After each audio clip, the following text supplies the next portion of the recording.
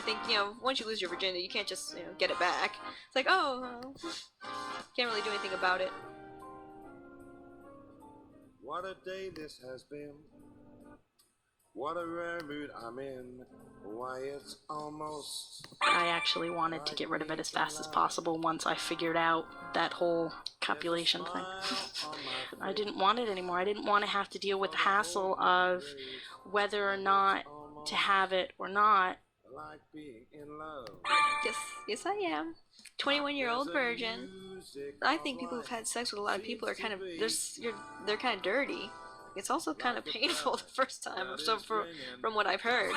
The picture that I'm getting in my head every time I think of the word demonization is I think of an angel flying and being grabbed by a demon, a demonic figure, and no longer being in the sky but walking on earth. Not necessarily hell, but walking on earth.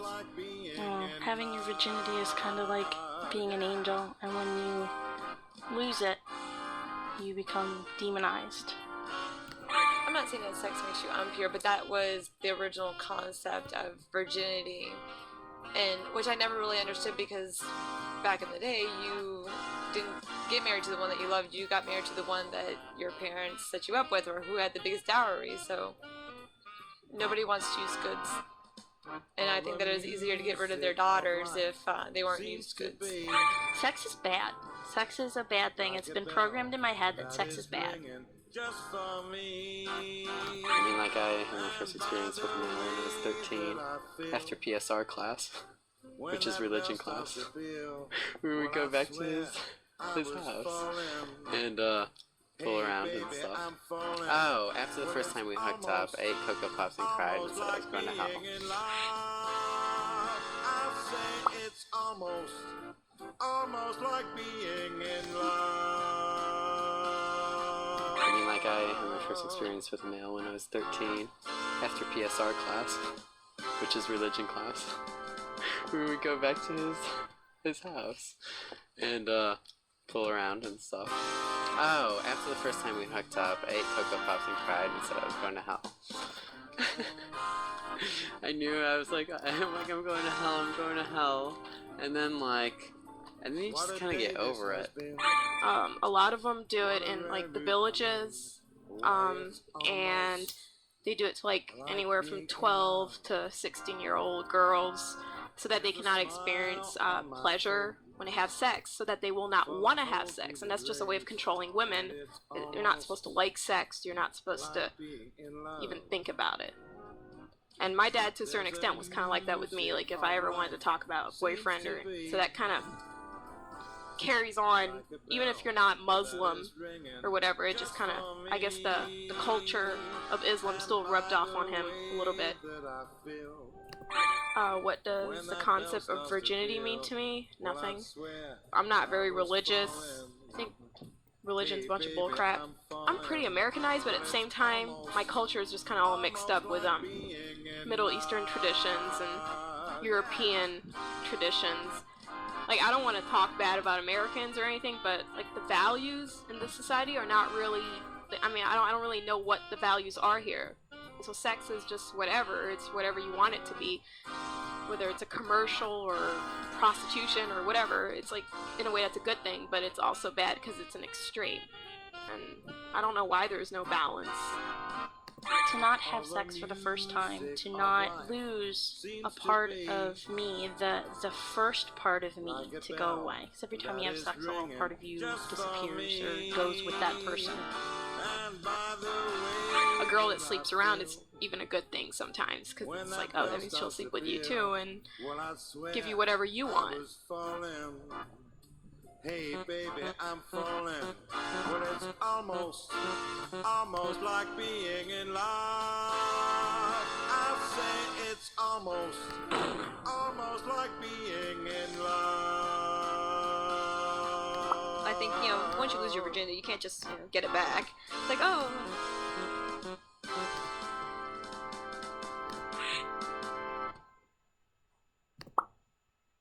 I would definitely choose a dream wedding instead of a down payment on a house, because of the fact that I've been a fan of Bon Jovi's for 18 years of my life, and I would do anything to to get them to sing at my wedding. I'd rather that down payment on a house.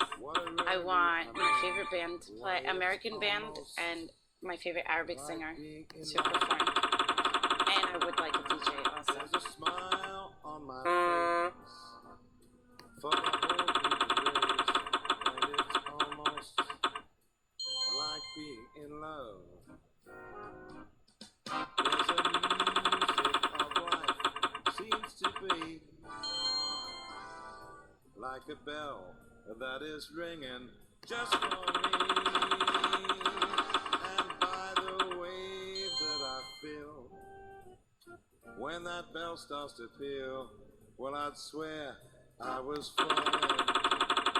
Hey, baby, I'm falling. It's almost like Engineering a baby. Yeah, I would probably do it. Just because I know people are gonna do it after me. So I might as well have the baby who's engineered first. You know, it's gonna happen. That's so hard. Would you make them look like a supermodel? I don't know. I don't think they should be allowed to do it, just so no one has the... Because if everyone starts doing it, then everyone's gonna like be perfect looking. That's gonna be like one sad world. You're not gonna see differences in people. It's gonna look the same. They're gonna have the same viewpoints. I think they're gonna... Wow. And who would we have to decorate and do flowers? I'm just kidding. We need our gay people. I would want to have the perfect baby, but I wouldn't want other people to have the perfect baby. Because why? How perfect would they be if someone else has it? You know? Maybe to like DNA so they wouldn't get sick. Or like they wouldn't have disease. Or, you know, they wouldn't lose their elasticity in their skin. Okay. I would probably want like a tan baby. Little golden bronze. Sometimes I know I still like stereotype against black people, but I don't like mean to, or so that's probably why I would still have like a white child. Well, I love people from like all different nationalities and countries because they like different food, they have dancing, and like, you know, it's just so much more interesting to learn something new about someone else's culture than have them all look the same. They wouldn't really be that interesting for me to talk to. And it's almost like being in love. There's a music of life, seems to be like a bell that is ringing just for me. And by the way that I feel when that bell starts to peal, well, I'd swear I was falling. Hey, So I don't baby, really know I'm much about falling. engagement rings. I don't really know where they go when you get married. What happens to them? Being in love, yeah.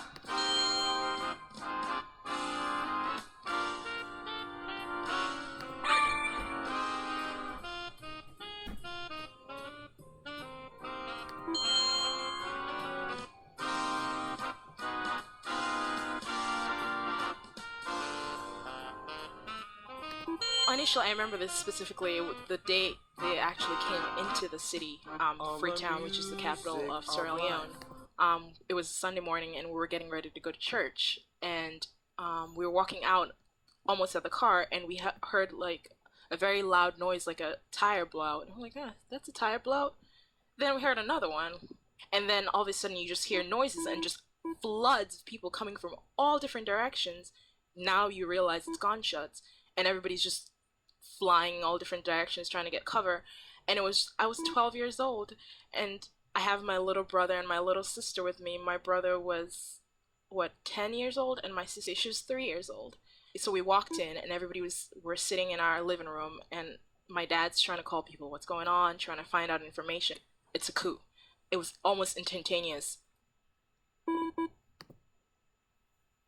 When the rebels came in, you could tell. I only looked one of them in the eye, and I couldn't do it anymore, because you could see so much hatred in somebody's eyes for another human being that you don't even know.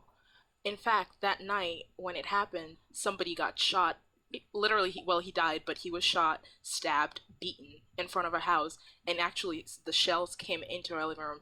And my brother and I are just sitting, like, just praying, please God, don't let it come in our bedroom, because you don't know where those stray bullets are coming. You could hear his cries, like, it literally penetrates. I could still hear his cries penetrating through me. Because please help me, somebody help me, give me water, give me this. But nobody can go out because you can't, it's either your life or his life. And you're debating. And then I would hear stories, and even schoolmates of mine being raped in the middle of the street in front of their families. God forbid if they had come to my place, did that to me in front of my house, in front of my in the middle of the street. Literally, there are people standing there naked, just raping her in the middle of the street and then killing her. Literally, there's not a second that goes by, the phone doesn't ring, oh, this just happened to somebody. And we're in constant worry, what if they go to one of our families? Somebody gave him a heads up, they're coming for your family, and you don't have an option, so I suggest you leave. We had literally 5 minutes, and I had my clothes I was wearing, got a few things that I could pack and carry, and luckily my parents had all their documents together that are important, so they just grabbed that, and we had to physically disperse from our house, and we're in complete disguise. So we're literally there, and then we're hiding for 2 weeks for something as trivial as a diamond. Are you kidding me?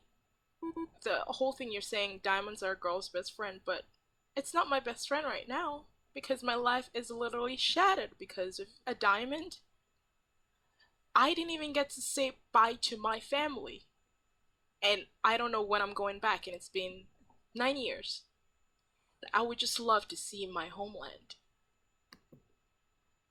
Actually, the whole thing with blood diamonds, it's a little spillage from Liberia, because they were having their civil war going on for decades, and they would buy weapons from Sierra Leone, so they would go into the diamond mines and exploit those people there, so they could have funding to get weapons to fund the civil war that they had going on.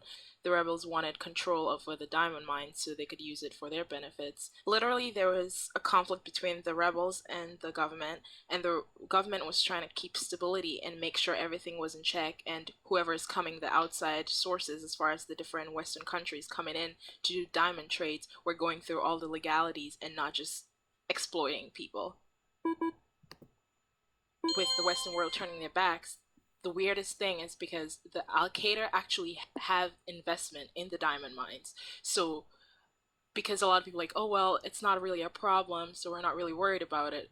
But because they were making money off the diamonds that are coming from Sierra Leone, that money that they get fund all their operations, and in turn, you have 9/11. It's just not the norm, and it shouldn't be happening.